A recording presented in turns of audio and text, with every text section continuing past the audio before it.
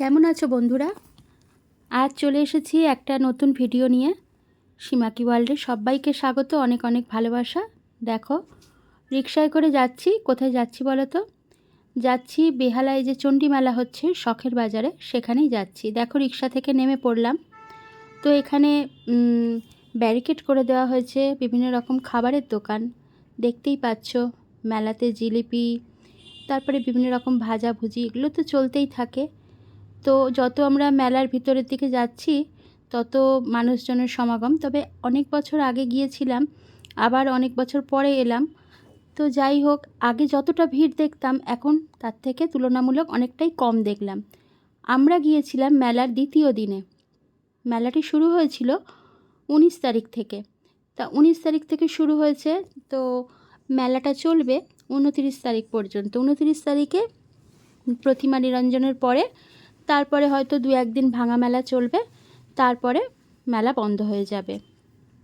তো এই মেলাটা অনেক বছরের পুরনো। জমিদার সাবর্ণ রায়চৌধুরীদের বংশের পুজো এটি। ওনাদের বাড়ি এখানে কাছাকাছি আছে। ওনাদের এই বাড়িটা চণ্ডী বাড়ি নামে পরিচিত।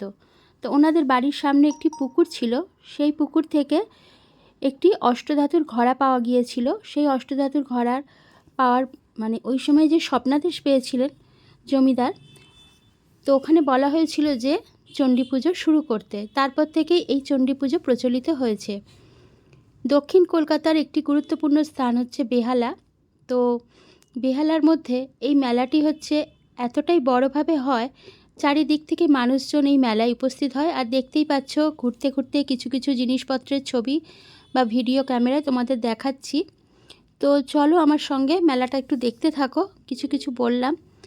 এই বছর মেলাটা প্রায় 331 বা এরকম হবে হয়তো, আমার সঠিকটা মনে পড়ছে না। তো অনেক বছরের পুরনো এই চণ্ডী মেলাটা হচ্ছে। আর মন্দিরটা তো অনেক পুরনো, 300 বছরের মতোই হবে।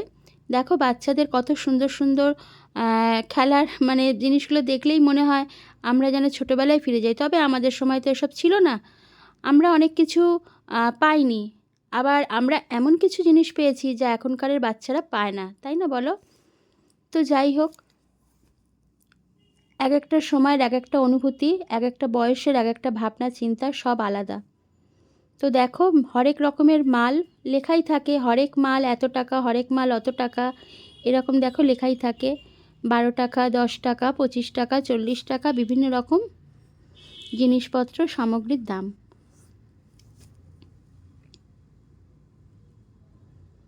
তো এখানে শ্যুট করা হচ্ছিল। তো আমি কখনোই করিনি, জানো তো।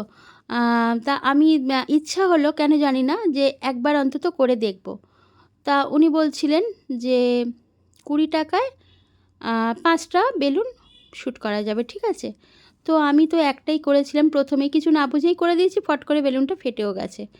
তো আমার ছেলে বলছে, তুমি করেছো করেছো? আমি বলছি হ্যাঁ, একটা তো ফাটলো। তারপরে বাকি 4টে ওই করেছিল, তার মধ্যে 2টো ফেটেছিল, 2টো ফাটেনি। সেটার ভিডিও করিনি অবশ্য।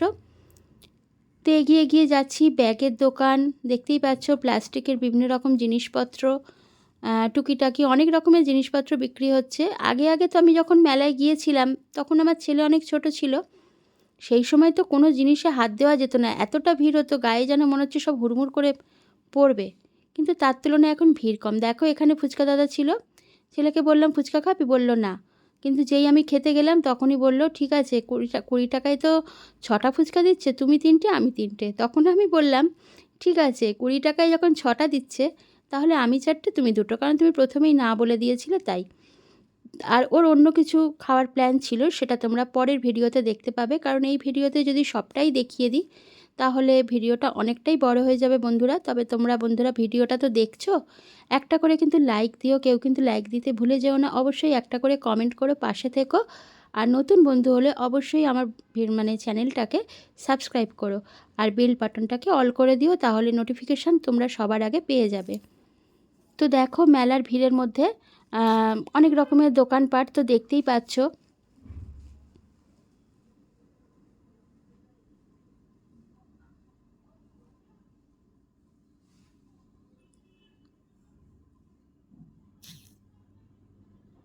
এখানে দেখো রেস্টুরেন্ট, অনেক কিছুই আছে, ভিতরে মেলাতে তৈরি হয়েছে। তবে এই দোকানগুলি ক্ষণস্থায়ী, মানে কিছুদিনের জন্যই থাকবে, তারপরে এরা আবার দোকানপাট গুটিয়ে নিয়ে চলে যাবে। বিভিন্ন রকমের রাইডস দেখতে পাচ্ছ তো। তো আমরা ওখানেই গেলাম। তো আমার ওগুলো মানে সব জিনিসে আমার তো মানে উঠতে মানে ভীষণ ভয় লাগে। যাই হোক, আমি একটাতে উঠেছিলাম, সেটা ছিল ড্রাগন সুপার ট্রেন বা এরকম একটা কিছু ছিল, নামটা মনে পড়ছে না ঠিক। যাই হোক, এরকমই সুপার টয় ট্রেন বা ড্রাগন সুপার ট্রেন এরকম কিছু একটা হবে। তো দেখতে পাচ্ছি এটা কি সুন্দর। এটা কিন্তু ভীষণ মানে দেখে হয়তো খুব ভালো লাগছে, কিন্তু এটা মানে যে চড়বে সে বুঝতে পারবে যে বাবা কতটা মানে ভয় যে তার লাগবে। জানি না কেউ বুঝতে পারছো কি পারছো না, তো কমেন্ট করে জানিও তোমরা কেউ এরকম জিনিসে উঠেছো কি না। এই নৌকাতে আমি আগে উঠতাম, কিন্তু এখন একদমই পারবো না, ভীষণ ভয় করে। তো ছেলে একটা উঠেছিল, ওই ব্রেক ডান্স না কি একটা বলে না, ওইটাতে ছেলে উঠেছিল। তো ওটাও আমি ভিডিও করেছিলাম, দাঁড়িয়েছিলাম। তবে এইগুলো যেগুলো চড়া হচ্ছে এইগুলো সবই 80 টাকা করে এক একজনের টিকিট। তো দেখো এই যে ভিতরে এই গ্রিলের মতো চারিদিকে ঘেরা, এই যে ছেলে ব্লু কালারের জ্যাকেট পরে উঠে গেল, দেখতে পাচ্ছ কিনা, ওই যে বসলো চেয়ারে, ওই ব্রেক ডান্স এটা বলছে, বুঝেছো? তা এইটা মানে যখন শুরু হবে তখন তো তোমরা তো অনেকেই এটা নিশ্চয়ই চড়েছো। আমি আগে একবার চড়েছি, কিন্তু ও একাই উঠলো, বললো মা তুমি আমার সঙ্গে উঠবে না? বললাম না, আমি উঠতেই পারবো না। তা যাই হোক, ও তো উঠলো, আর বলে একটু মাথা ঘোরে, আর কিছু নয়। কিন্তু আমার এখন আর উঠতে আর একদমই ভালো লাগে না, আর ভীষণ একটা শরীরের মধ্যে একটা অস্বস্তি হয়, কষ্ট হয়। যাই হোক, আমি উঠিনি। যখন জোরে ঘুরতে থাকে তখন মনে হয় যেন এই একটা হ্যাঁচকা টান লাগলো, এরকমই মনে হয়। এই যে ছেলেকে দেখতেই পাচ্ছ। তো আমি বাইরে দাঁড়িয়ে দাঁড়িয়ে ভিডিও করছিলাম, আর মানে অনেক আগে যখন আমি চড়েছিলাম সেই চড়ার অনুভূতিটা বা সেই সব দিনগুলির কথা মনে পড়ছিল।